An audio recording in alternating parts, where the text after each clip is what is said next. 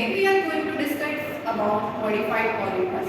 As we already discussed in our previous classes about what is polymers, its types and uses. तो आज हम लोग discuss करेंगे modified polymers क्या होते हैं, कहाँ यूज होते हैं एंड कंस्ट्रक्शन लाइन में हम लोग मॉडिफाइड पॉलीमर्स को कहाँ यूज करते हैं. सो हम लोग हमारा डिस्कशन स्टार्ट करेंगे. Now what is polymer? Polymers are the substance which we use in our daily life. In general language we can say that polymers वो substance होते हैं जिन्हें अपन अपनी daily life यूज़ करते हैं, like water bottle, plastic, rubber. इनकी अलग अलग प्रॉपर्टीज़ रहती है, कुछ हार्ड रहते हैं, कुछ ब्रिटल रहते हैं और पॉलीमर्स को क्रिएट करने की एक प्रोसेस रहती है जिसको पॉलीमराइजेशन बोलते हैं. तो अब आप लोग बताइए कि सिविल इंजीनियरिंग फील्ड में हम पॉलीमर्स का कहाँ यूज़ करते हैं या क्या यूजेस है पॉलीमर्स के? हाँ बोलिए. हाँ मैम, ये कंस्ट्रक्शन के लिए यूज़ होता है ज़्यादातर. जो कंस्ट्रक्शन में पीवीसी पाइप वगैरह जो यूज़ होते हैं, लाइट वगैरह और रबर वगैरह यूज़ होता है. ठीक है. और सारी जो इक्विपमेंट मशीनरी होती है उनके जो छोटे छोटे पार्ट्स होते हैं वो भी हमारे प्लास्टिक के बने होते हैं. Plastic, yes. Plastic is a plastic जिसे हम गर्म करते हैं तो शेप और साइज भी चेंज हो जाती है उसकी, और ठंडा होने पे हार्ड हो जाता है. ओके. थर्मोसेट्स वो प्लास्टिक के मटेरियल होते हैं जो कि हार्ड होते हैं और क्रॉस लिंकिंग प्रोसेस से जनरेट होते हैं और वो हीट करने पे सॉफ्ट नहीं होते हैं. मॉडिफाइड पॉलीमर्स के बारे में हम डिस्कस कर रहे थे, तो आप लोग बताइए मॉडिफाइड पॉलीमर्स क्या होते हैं?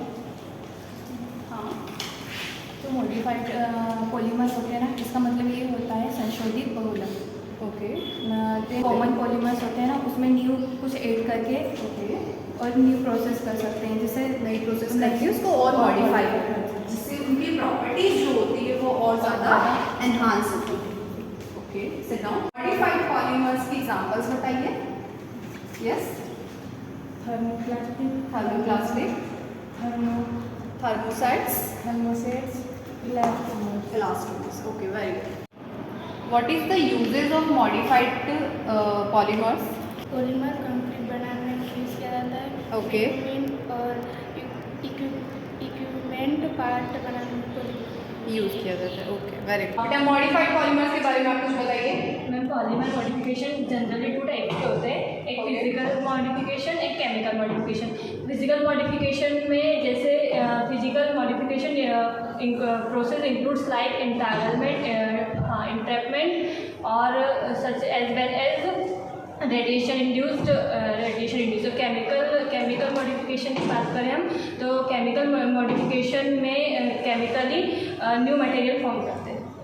हमने अभी तक जो पढ़ा है मॉडिफाइड पॉलीमर, उसको समराइज कीजिए आप. सबसे पहले पॉलीमर्स की बात करेंगे. पॉलीमर्स से डुअल चेन होती है, पॉलीक्लोरिपेटिक मॉलिक्यूल्स जो मोनोमर से बनी होती है. मोनोमर एक फंडामेंटल यूनिट है किसी भी पॉलीमर की. और मोनोमर्स के कुछ एग्जांपल है जैसे कि विनाइल क्लोराइड, इथाइन और पॉलीइथाइन. और पॉलीमराइजेशन ये जो 2 तरीके से किया जाता है. एक पॉलीमर्स 2 तरह के होते हैं, एक नेचुरल पॉलीमर्स, एक सिंथेटिक पॉलीमर्स. नेचुरल पॉलीमर्स वो होते हैं जो कि नेचुरली फॉर्म होता है जैसे कि डीएनए, प्रोटीन्स और सेल्यूलोज है.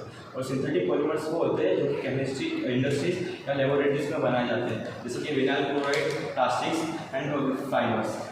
और 2 तरह के आप जैसे कि आपने नोट्स से बताया था उसमें से हमें 2 तरह के पॉलीमर्स के बारे में पता. पॉलीमर्स 2 तरीके से बनाए जा सकते हैं. एक कंडेंसेशन पॉलीमराइजेशन की प्रोसेस है और दूसरा एडिशन पॉलीमराइजेशन की प्रोसेस है.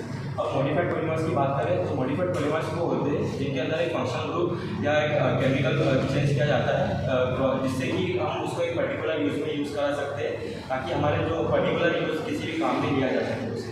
अब कुछ एग्जांपल्स मॉडिफाइड पॉलीमर्स की प्रोसेस के हैं जैसे कि क्रॉस लिंकिंग, केमिकल फंक्शनलाइजेशन, ग्राउटिंग और ऐसी बहुत सारी प्रोसेस है जिससे हम मॉडिफाइड पॉलीमर्स बनाते हैं. मॉडिफाइड पॉलीमर्स का सिविल इंजीनियरिंग में स्पेसिफिक यूज़ की बात की जाए तो मॉडिफाइड ब्यूटेमन. अगर हम ब्यूटेमन के अंदर मॉडिफाइड पॉलीमर जैसे कि SBS या ATP मिलाएं, उससे ब्यूटेमन की जो टेम्परेचर फ्लक्चुएशंस को सहने की कैपेसिटी है, उसकी रेजिस्टेंस और स्ट्रेंथ वो काफ़ी बढ़ जाती है. बात करें पॉलीमर मॉडिफाइड मोटाइल या कॉन्क्रीट की, अगर एक कॉन्क्रीट या मोटा स्ट्रक्चर में एक्रेलिक या लेटेक्स मिलाया जाए पॉलीमर्स के तौर पर, तो उससे उनकी जो स्ट्रेंथ है और इम्बाइबिंग कैपेसिटी है, साथ ही उनकी जो रेजिस्टेंस सहने की कैपेसिटी वो काफ़ी बढ़ जाती है. बात करें ग्राउट्स में, तो एपॉक्सी कंपाउंड्स आजकल यूज़ किए जाते हैं पॉलीमर्स, जो कि पॉलीमर ही होते हैं, मॉडिफाइड पॉलीमर्स, और ये वाटर प्रूफिंग के लिए काफ़ी अच्छे साबित होते हैं और इनकी स्ट्रेंथ बहुत ही ज़्यादा होती है।